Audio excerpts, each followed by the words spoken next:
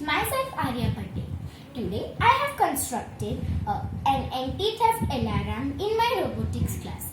The kit I have used is EV3 Mindstorm kit, and the components I have used are one EV3 brick, one color sensor, one touch sensor, one ultrasonic sensor and many more.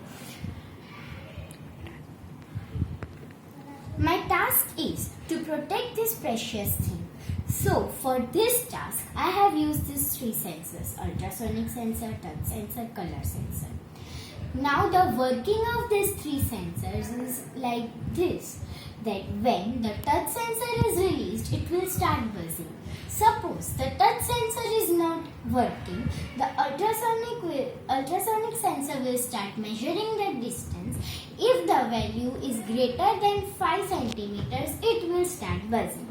Suppose the ultrasonic sensor is not working, then the color sensor will start detecting the color. If the color is any color except red color, then it will start buzzing. Let me show you a demo.